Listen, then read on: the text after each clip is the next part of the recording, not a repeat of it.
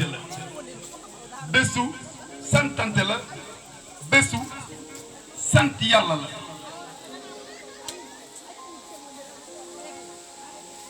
Abdoulaye Wade moo joxe 4 hectares yi ñu nekk fii dama toog ak Ibrahima Bey yàlla ko yàlla yërëm waa cadastre daggal ma 3600 mètres carrés muy 60 mètres sur 60 ma gis ak Abdoulaye Wade mu ne ma am nga terrain ma ne ko ah kay ma génnee plan bi woon ko mu ne ma c'est petit ça mon petit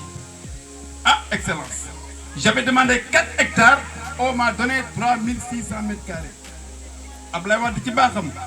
ci yërmandem ci visionnaire am mu ne dites au gouverneur de Kaolack de lui donner ces 4 hectares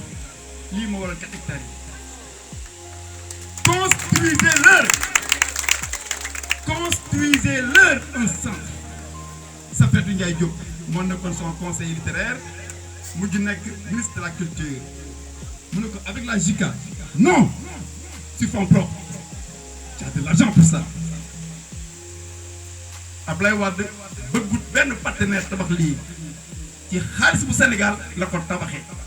kon ngàcce ngalama Abdoulaye Wade kon bu jotee sama invitation man en tant que invité spécial mu yónnee Serigne Mahdi Niass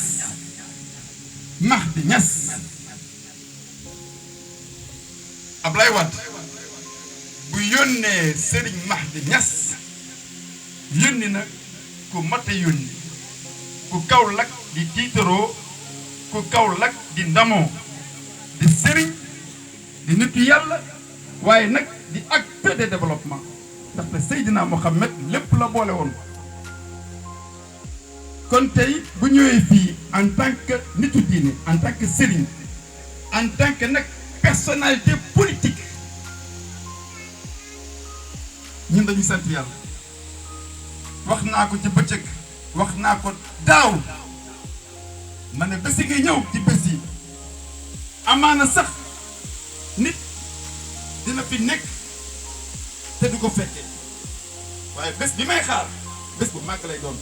tey amul bés bu gën a màgg ci Kaolack bésu tey bi ci teewaayu sëñ Mahdi Niass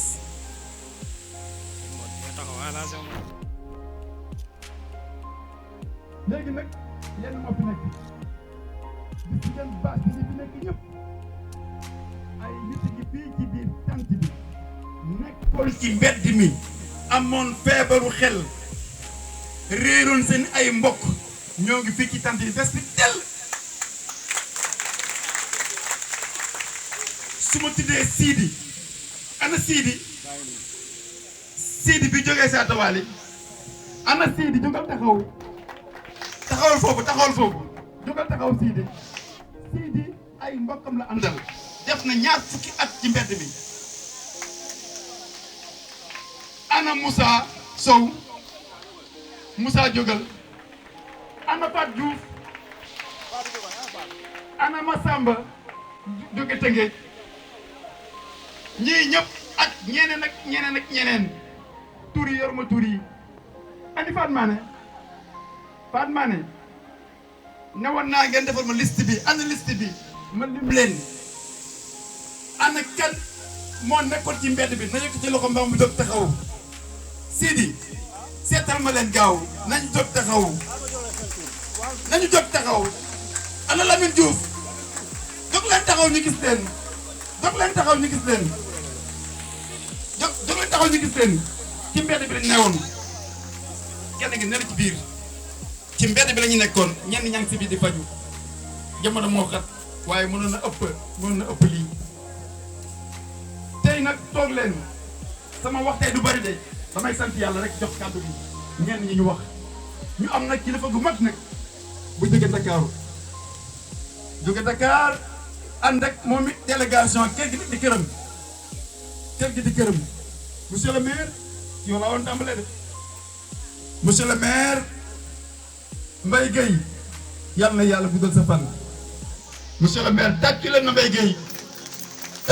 ma Mbaye Gueye dinaa leen wax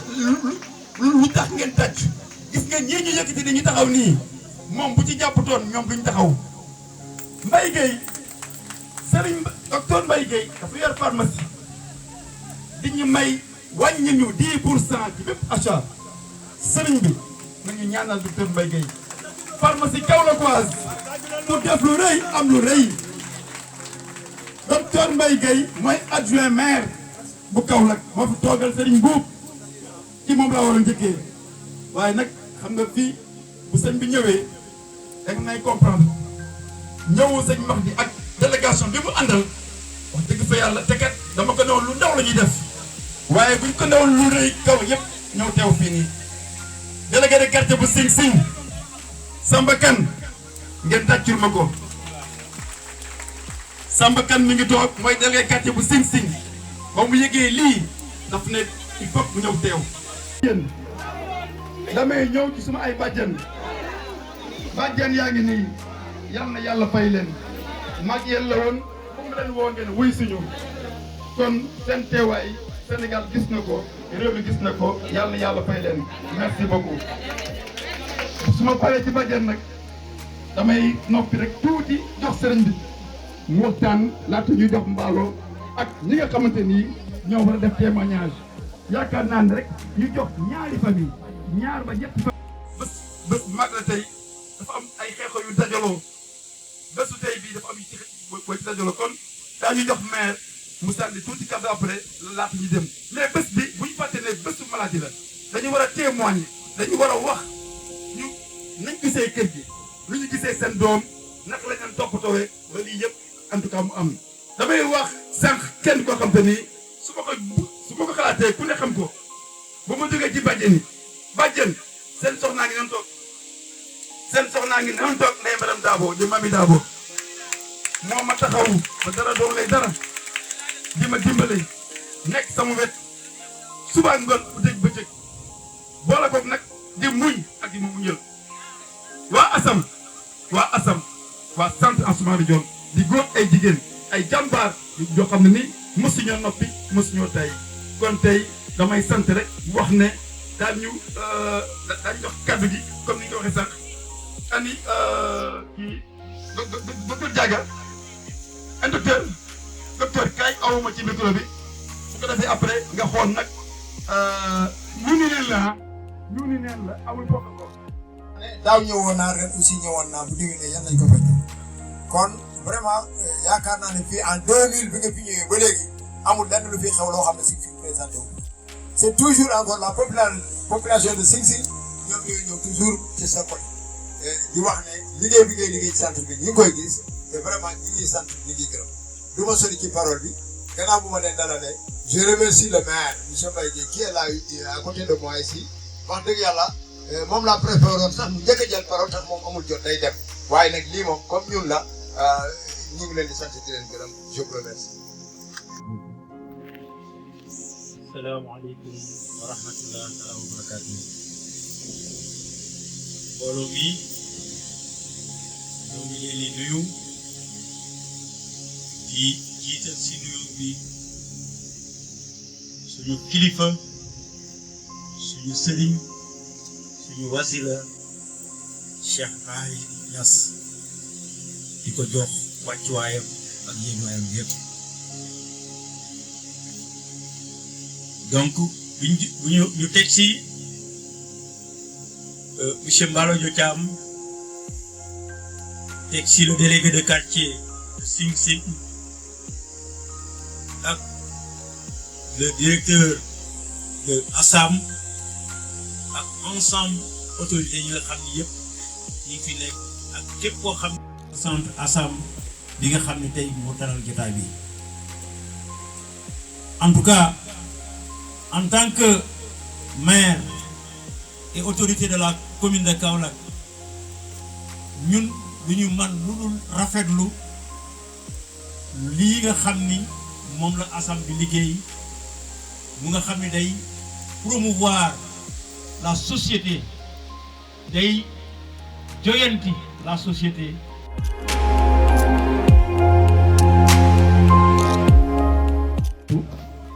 maa ngi lay gërëm di la sant parce que 2001 laa la xam ñu daje nga oo sa xarit bu tudd Samba Diaw nga ñëw di déposer lettre mairie Kaolack pour ci Ibrahima Beye lettre boobu nga déposé di nekk un défenseur des causes perdues loolu laay tuddee des guets perdus les malades errants 2002 ma nekk chargé de mission au niveau ministère de la santé muy di bind ay lettres ñu ne Ansou est problématique ma ne non il n'est pas problématique c'est un homme qui œuvre pour régler des solutions par rapport aux problèmes mu am audience au niveau du palais Ablaye Wade di recevoir ñu ma glissé benn note rendre compte Samba Diaw mu ne ma il sera reçu le 5 février mooy première rencontre bi nga am Ablaye Wade ñu jóge ci loolu Ansou lu mu dëgg Kaolack ñun ñoo koy oo wax ko kon buñ demee ba dëgg ne am na ay hectares luñ ko jox Samba Diaw la oo mu woo ma man ñu xool fan la Boussoura nekk première mission bu muy def pour xool Boussoura man ak Samba Diaw son ami ñoo ànd ba mu ñëw fii xool Boussoura kon depuis boobu léegi muy xeex ba yàlla def ma ñëw primature nekk chargé de mission muy demande baa ngi nii bii la leen déposé ak Ibrahima Beye ñu ànd ak Samba Diaw son ami ki nga xamante ne ba ma jëndee information bi ñu informé ma ne Serigne Makhdy Niass non seulement actuellement je suis chargé ak conseil municipal et conseil départemental mais je vais venir avec la délégation du marabout pour honorer Ablaye Wade qui est mon leader moi je suis et je demeure un militant du PDS léegi nag dama insisté ci Benzaloun ma ne ko da war a ñëw Mbaye Gueye ñuy coordonné ba mu yegg si ba fii ma ne ko non seulement du ma bokk ci délégation municipale bi du ma bokk ci délégation conseil départemental bi du may bokk ci délégation PDS tey lii ñuy wax ni tey nekkul lu ñu inventé nekkul lu ñu créé ku nekk nga militant nekk syndicaliste pour honorer monsieur Malo Dia Thiam c'est pas n'importe qui di xeex pour que ñi liggéey ci santé ci sage-femme ICP ñu am seen amélioration pour mun a faj ñi feebar ku dem ba war a too ci mbedd ngay nekk kon nga teew fii am na li mu wax am na li ko jaral waaye nag ki ko may lii kan la président de la république su accompagné kan la président de la république kon ku ko war a soutenir kan la président de la république loo tax may ñaan bàjjeni gox yi teew nga xam ne ñoom ñooy préparé di jàppale pour sëy bu mën a tas di jàppale ñu nangam ñoom ngeen defal mention spéciale bind motion de soutien à Ansoumana Dione pour que l'actuel président de la république recevoir ko gouvernement bi ñu jàppale ko dama ne président de la république Ablaye Wade moo ko may lu mu am président Macky Sall accompagné ko kon président Bassirou Diomaye Faye da ko war a jàppale ak son gouvernement kon bàjjani gox yi dañu war a defal motion de soutien à Ansoumana Dione pour inviter l'actuel gouvernement de soutenir Ansoumana parce que Ansoumana dafa yàgg a xeex ministre de la santé bu ne xeex nag moom ngir bëgg am lii kon yorul hectares yi pour boppam yorul hectares yi pour famille yorul hectares yi pour yeneen dafa jël hectares yi nii def fi institution bi pour. mais foog ma wax alquran tuuti de kilifa yi ngeen baal ma ci cadeau.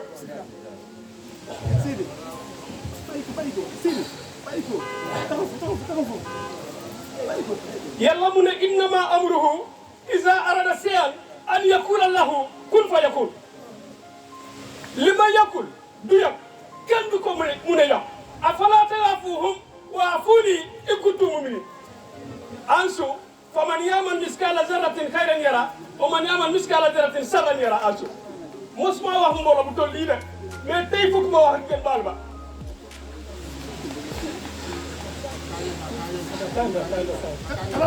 may ma tuuti rek yàlla mu ne kiraaman kaatibiina yàlla moom na maa tafaalu ne kilifa yi ñoo toog fii borom xam-xam yi kese ñoo fa nekk jóge naa be Misra Salif mu ngi nii sama mag la day wax ba 3 heures si guddi man rakam la kii sama jarbaat la yaayam mu ngi lay toog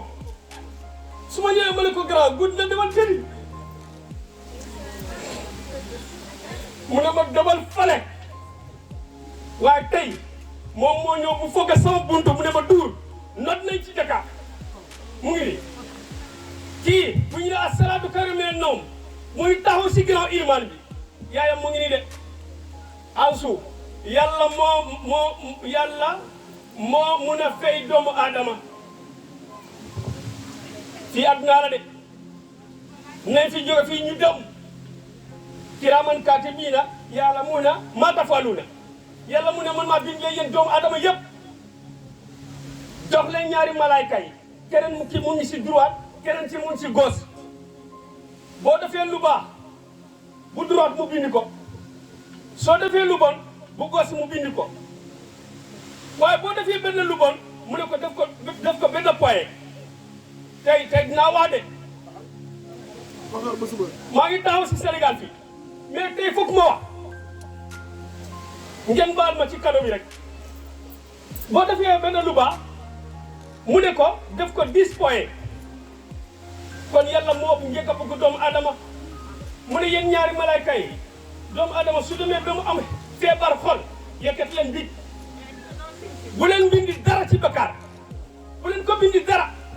en su mu jël ci ñun si ñoom mbaato ba fii ci centre bi fii mu faj ñii yëpp benn feebar kii moo may constaté kii billahi ak ngeen baal ma ak baal leen ma baal nañ la bu baax kon kilifa gi ñu Ousmane ñu jox rek mu nekk dernier intervenant waa xaaral bu pare ñu jox la. asalaamaaleykum wa rahmatullah ñu ngi wax alhamdulilahi rabbil alamin Babacar Diong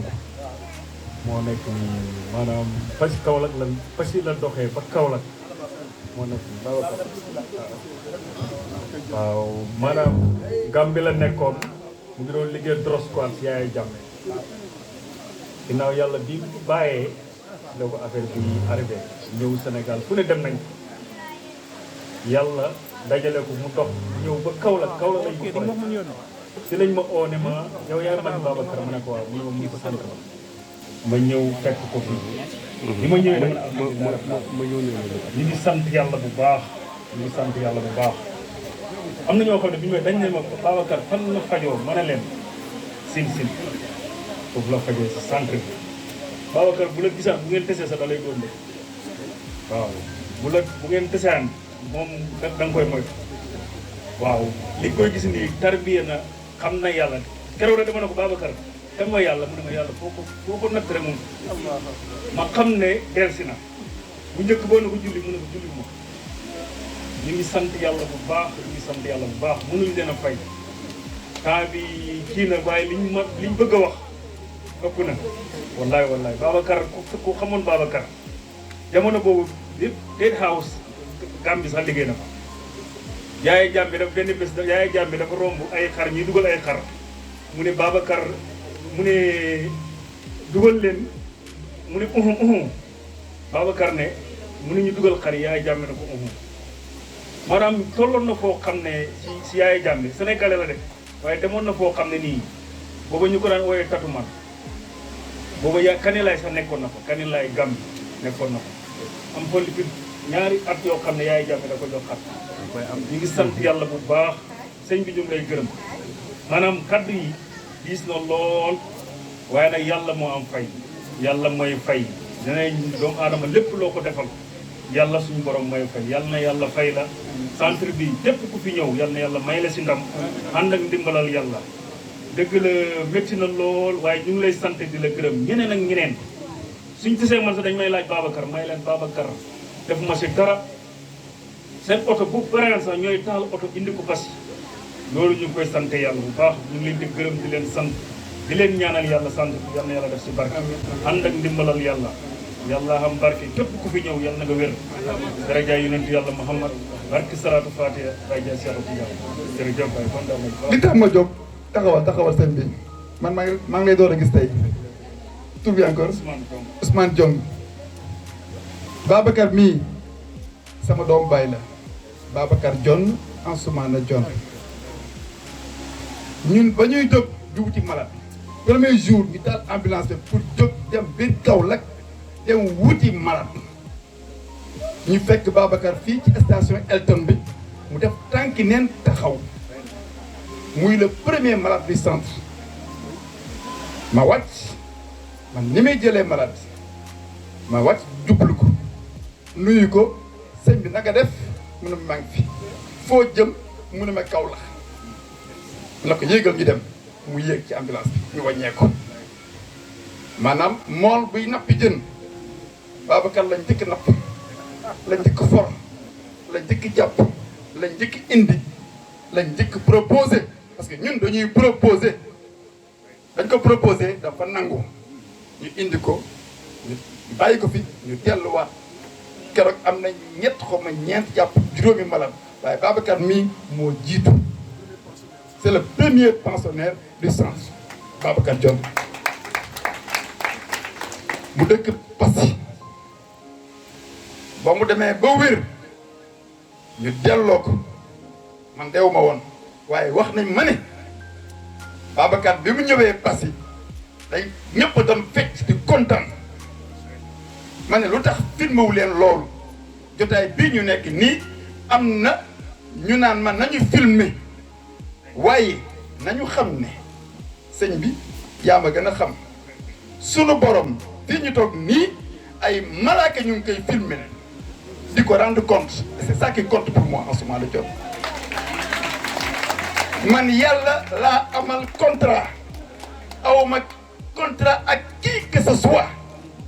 yàlla laa amal contrat direct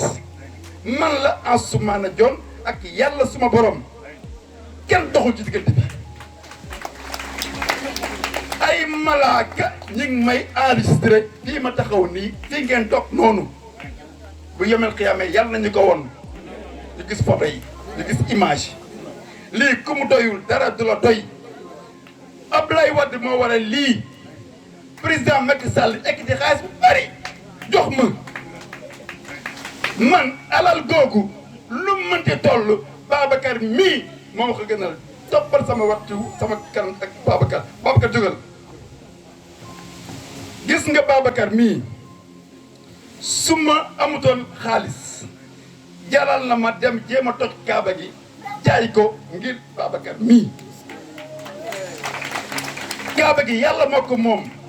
moo koy aaral boppam su ma mënoon a dijjati jumaa Tuuba su ma mënoon a dijjati jumaa Baay Ñas su ma mënoon dijjati kaaba gi dem jaay ko ngir Babacar dama koy def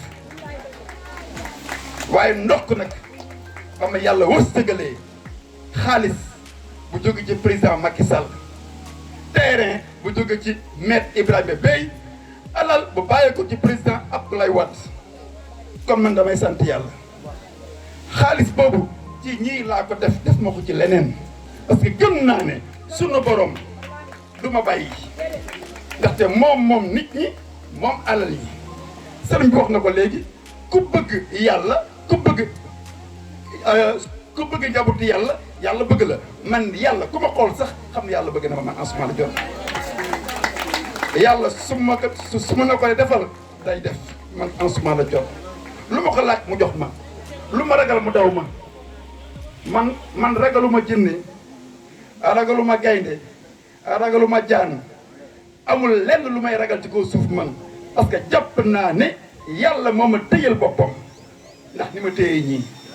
Babacar ngi nii mooy le premier pensionnaire kon damay rek jox ñeneen kii nag may bëgg a wax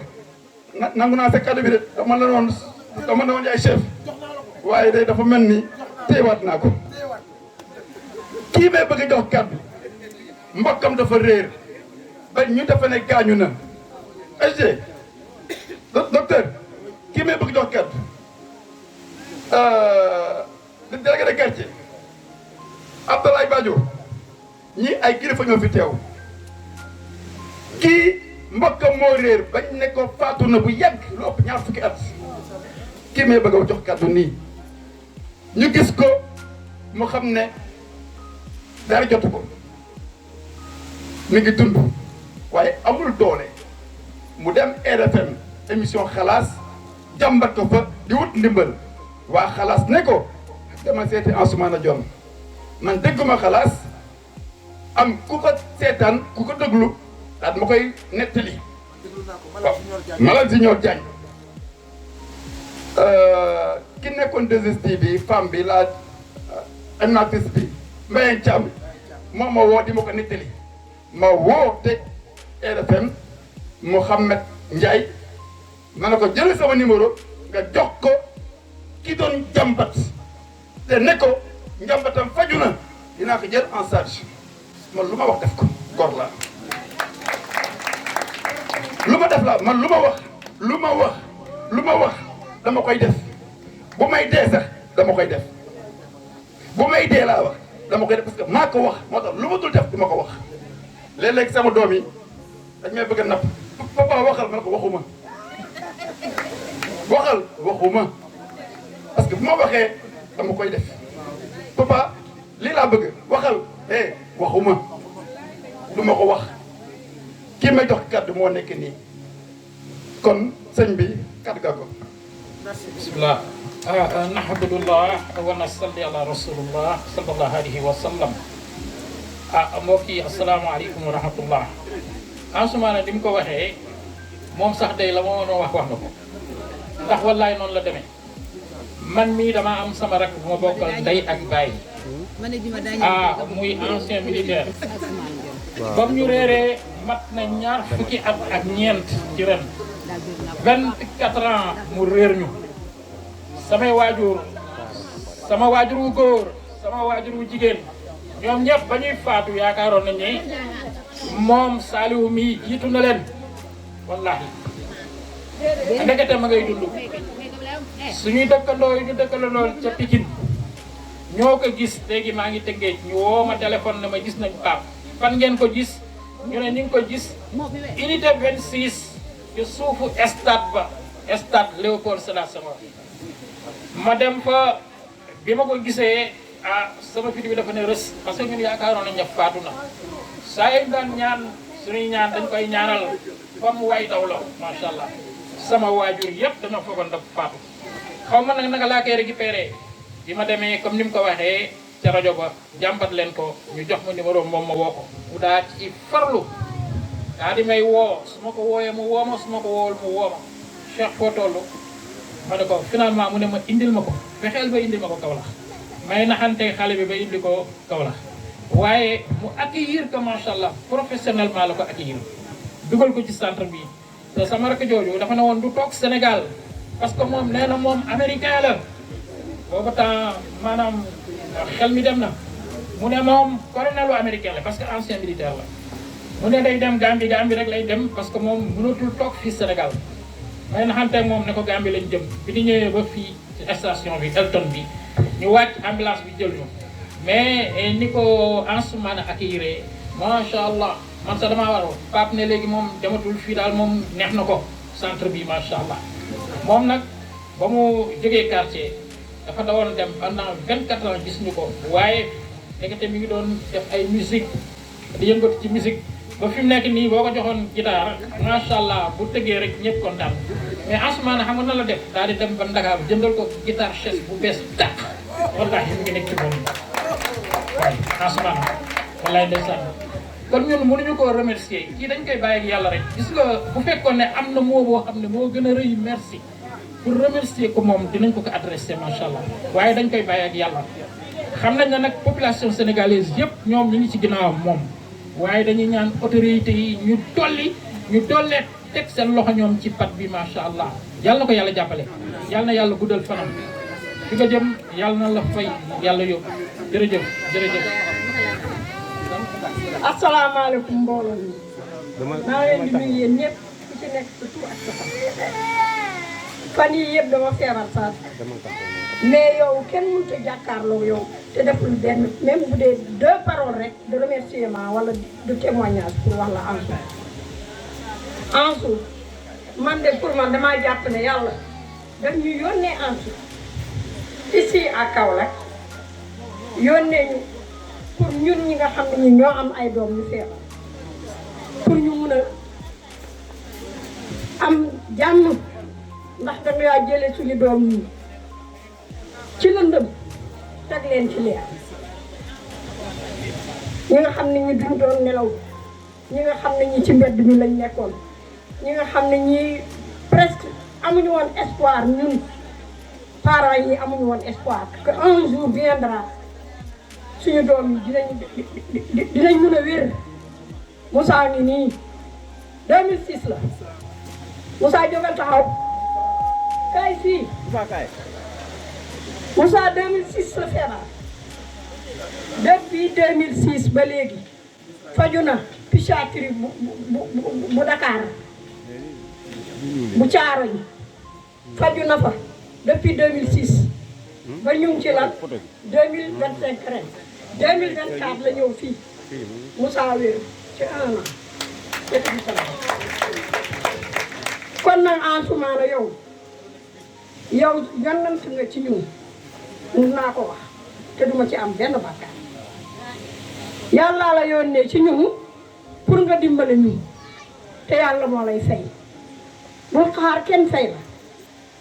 teyu yàlla moo gën teyu doomu aadama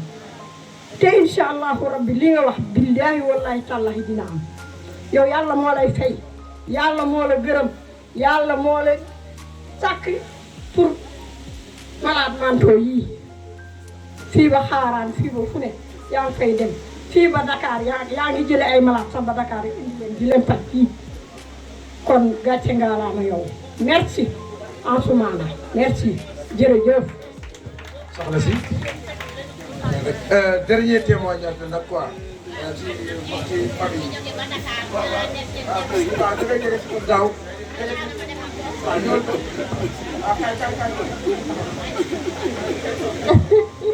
bismillah maa ngi leen di nuyu di leen sant di nuyu Asu Jonn mii nga xam ne sama doom ji ba mu réeree ëpp na fukki at mooy Awa Jàlla mu dem may wóor mu ngi am doomam jee doom ji mënuma ko boot may wóor mu ngi nekk liir Awa Jàlla am na fukki at mu ngi traversé ci àll bi mu ngi nekk jigéen maa ngi wóor guddi di wóor bëccëg su ma tëddee guddi du ma nelaw su may lekk du ma lekk lu ma xaj maa ngi jooy guddi jooy bëccëg aw ma ney aw ma baay aw ma nijaay su ma ci kenn na kanaa yàlla boo am suul ñu ama téléphone ñu ne for nañu ku tudd Awa Jàlla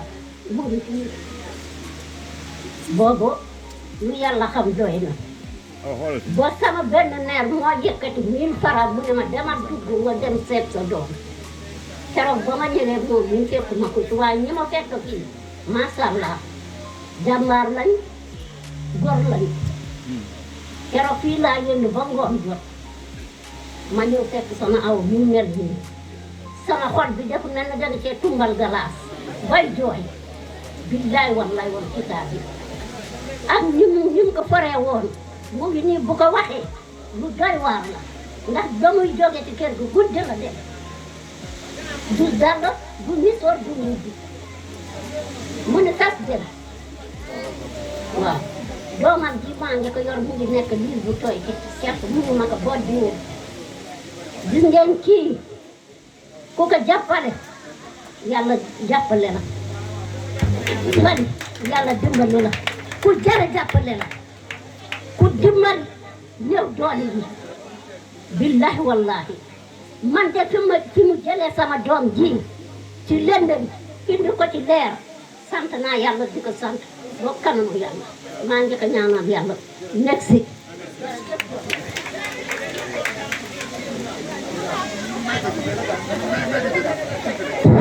salaamaaleykum mbaa dugg maa ngi nuyu ñëpp jéggul ñëpp li ñu wax da lay seede ndax aw mi daa doom mi ci àll la juddoo dañoo jékki-jékki rek ñu aw am doom ci àll bi ah aw mi daanaka moo yor kër yaam mi amu ku ko dimbale moom doo nga partem léegi ñax la wax aw mi moo yelwaan di jox yaayam waaw man rek baayam la waaye bokkuñu kër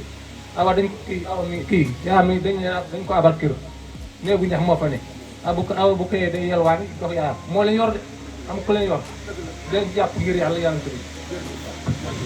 alors kon nag dernier témoignage asalaamaaleykum ma waxtaan wi taxaw fii ma waxaat Ansoumana ñetti kàddu rek bariwul na manuma wax ci téléphone ci kii bi micro Tafa mii maa koy ñaanal yàlla ginnaaw yàlla Tafa mii moo ko fi indi yow it nga téye ko lépp lu si war yow mii la jóge Tafa ñoo dëkk Dakar mu gis maas ni mu mel mënoon naka romb ni ko nit ñi rombe waaye lu baax li muy ut di def lu baax moo tax mu oolam nga ñëw sama kër keroog ay jooy sax laa def bi nga ne mais maas anamu ma ne la mu si néeg bi dadaa ay këy dadaa for suba bu ma xëyee maay bale néeg ba ay saaku laa daa jële sa néeg ba ginnaaw yàlla na maa ngi lay ñaanal yàlla li nga bëgg yàlla na la ko yàlla defal ko mboolem julli Tafa jërëjëf.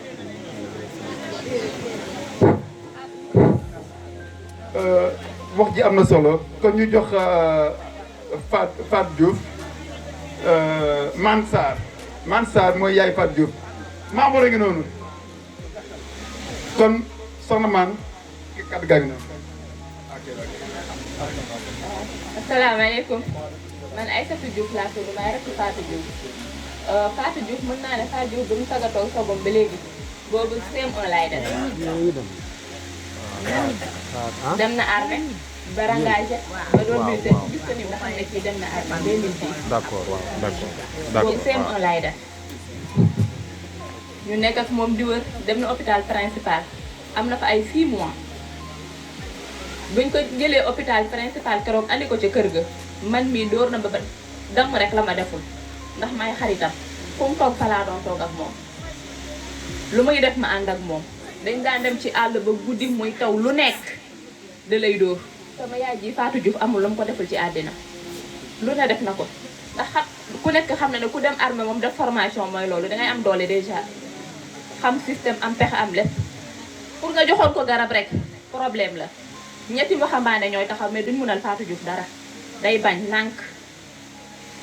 ñu nekk ak moom ba tey jii daaw la fi ñëw amul sax 3 mois instant bi ñooy sant yàlla bu baax alhamdulilah ku ko gis léegi xam na ne tane na bu baax boo ko joxee téléphone mu wuyu léegi kalaasam yi dañ may woo muy wax ak moom téléphone appel whatsapp altégo ñëpp ñoom tamit dañuy ñëw kër ga bu ñëwee mu toog ak ñoom waxtaan ak ñoom kaf foore kii wat la kii bojan kii ni ñun noo nekk doon Kolda ñoo defandoo lii di wëy te temps boobu ñoom amuñu ko woon sax kii da doon xëy jël gën teg kuur sappi ci suuf di dëgg te kenn du ko kenn du ko ñemee ŋaan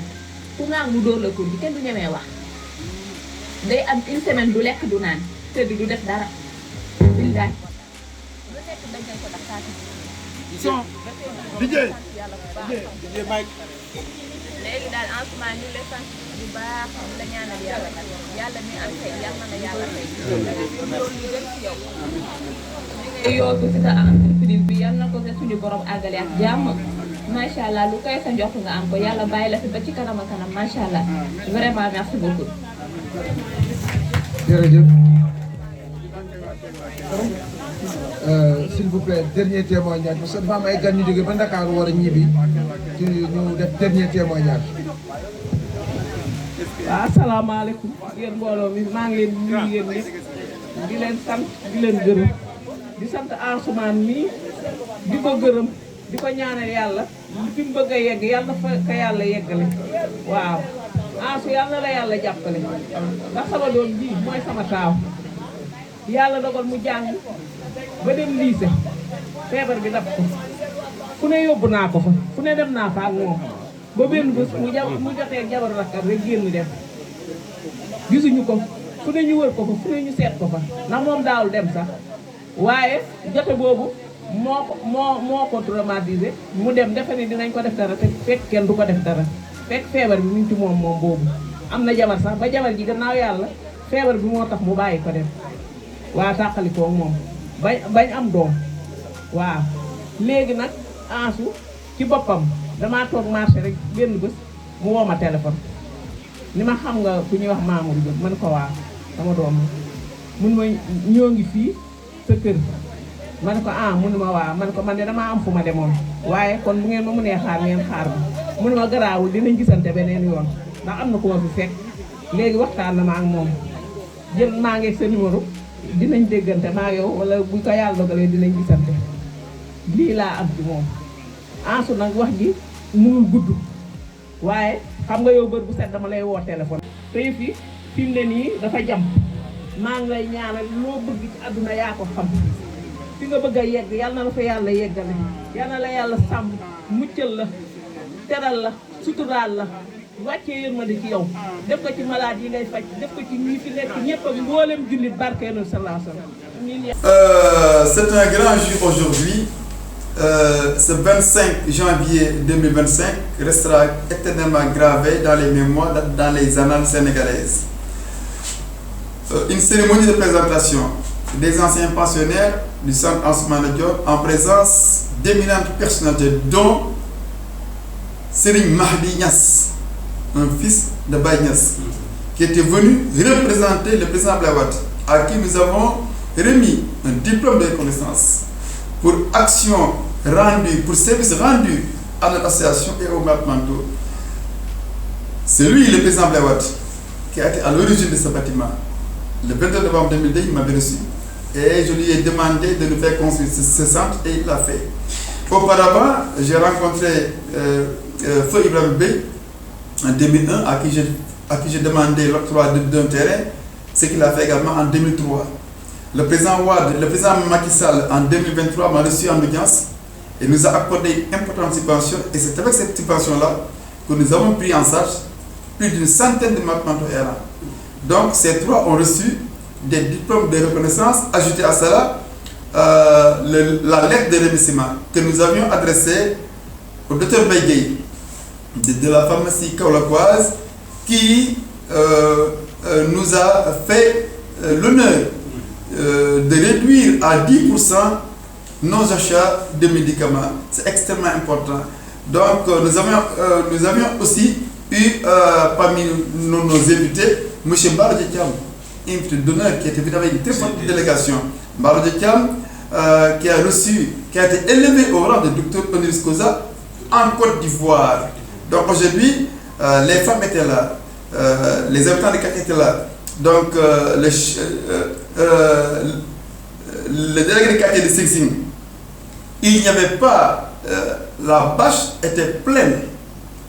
Les malades mentaux et les familles, les malades mentaux stabilisés, qui ont quitté un peu partout à travers le pays, Dakar, Kaffrine, Gandiaye, Passy, ici à Kaolack, ils étaient très nombreux à venir témoigner. Et les gens ont pleuré aujourd'hui. J'ai vu des femmes, des pères de famille pleurer de joie, de Misera Nyombato, après Toubacouta. Des gens ont pleuré de joie. Même mon épouse m'a dit, je ne peux plus retenir mes larmes quand j'ai vu les femmes pleurer de joie. Donc aujourd'hui, organiser une telle fête, ce n'est pas une chose facile. Est-ce que vous avez eu l'appui des nouvelles autorités étatiques? Nous n'avons pas eu malheureusement l'appui des autorités, l'appui des nouvelles autorités. Nous avons financé cette activité sur fonds propres. Est-ce que vous leur avez écrit une lettre? Oui, nous avions adressé 2 correspondances et au chef d'État, son Excellence Bassirou Diomaye Faye, et au Premier ministre Ousmane Sonko pour leur demander de parrainer cette activité et de nous recevoir en audience. Non seulement ils n'ont pas répondu, mais ils n'ont même pas voulu envoyer une délégation. Et je pense qu'une telle activité, il n'y a pas aujourd'hui une activité meilleure que celle qu'on a organisée ici au centre Ansoumana Dione. C'est dit concret. C'est dit concret, une association des Sénégalais qui ont prouvé que la maladie mentale, elle se guérit, la maladie mentale, elle se soigne. Le centre Ansoumana Dione est devenu désormais une référence au niveau mondial. Donc, les familles étaient là. Vous avez ici en face de vous un artiste, un grand artiste, Serigne Saliou, qui a fait 20 ans d'errance. Ses parents l'avaient pris mort alors qu'il était vivant. Aujourd'hui, il se porte très bien, il est là, nous lui avons payé une guitare, il joue très bien. C'est quelqu'un qui mérite d'être connu aujourd'hui, ici au Sénégal, en Afrique et à travers le monde. Une personne qui ne jouissait pas de ses facultés mentales, qui qui a longtemps séjourné dans la rue, aujourd'hui qui est ici, dans mon bureau, assis sur le fauteuil, c'est extrêmement important. Il serait important. Le nombre de malades mentaux. Oui, nous avons présentement, ils sont une quinzaine de malades mentaux à suivre en tout cas le traitement. Et la raison, il y a plus de 3 semaines, le médecin psychiatre avec qui nous travaillons au district sanitaire de Kaolack avait pris un congé et il nous fallait attendre son retour pour pouvoir en tout cas récupérer d'autres malades de la rue, malades sans malades, voire même plus, pour plus de résultats en tout cas pour notre mission. Vous récupérez les autres malades mentaux seulement à Kaolack ou bien dans les autres? Non, c'est toutes les régions du Sénégal qui sont concernées. Il y a des malades que nous avons récemment retournés à Diourbel. Oui, présentement, il y a des malades qui sont là dans le sang. Nous les avons pris à Diourbel, à Dakar, un peu partout à travers le pays. Nous avions pris un Guinéen, Lula. Ce sont les ressortissants guinéens même qui avaient payé son transport de tour. Et Lula, présentement, est en Guinée. Il y a également un Libérien que nous avons pris en salle ici au centre. Et lui aussi, Dieu merci. Donc, c'est dire que le centre Ansoumana Dione. Oui, les soins, nous travaillons avec le service psychiatrique de Kaolack. C'est le médecin psychiatre du service psychiatrique. Est-ce que c'est gratuit? Non, nous payons 5 000 francs la consultation. Pour chaque malade, nous payons 5 000 francs. Et c'est nous-mêmes qui payons. Même pour les rendez-vous, nous payons encore 5 000 francs. Et par rapport aux malades, par rapport à leurs parents, vous recevez tout des familles? Aucun sou n'est versé par les familles. Les familles ne versent aucun sou. Ici, tout est gratuit. De la restauration, en passant par les médicaments, c'est nous qui prenons tout en charge. Et c'est extrêmement important. Et c'est avec l'argent que nous avons reçu du président Macky Sall. Macky Sall nous a soutenus, Abdoulaye Wade nous a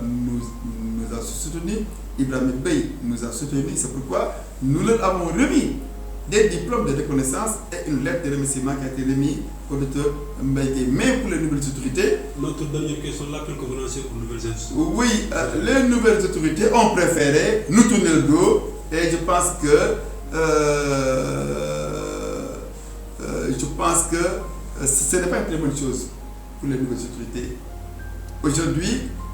les Sénégalais sont extrêmement fatigués. La folie va régner en maître en cette année 2025. Combien de chômeurs ce régime a-t-il créé? Combien d'emplois? Combien de licenciements? Et la conséquence sur la santé mentale, tout le monde le sait. Quand on perd un emploi, pratiquement on perd l'esprit à 50%. Donc, si l'individu n'est pas soutenu, c'est la folie. Donc aujourd'hui, les nouvelles autorités, si je peux l'appeler ainsi, ils sont en train de créer ils sont en train de créer de nouveaux malades mentaux. Donc peut-être que si la situation va régénérer, peut-être qu'ils comprendront que la maladie mentale, nous ce que nous faisons, c'est eux-mêmes qui devaient être les tout premiers à venir, en tout cas, nous accompagner. L'année 2025, dans beaucoup de pays, a été retenue comme la grande cause pour la santé mentale.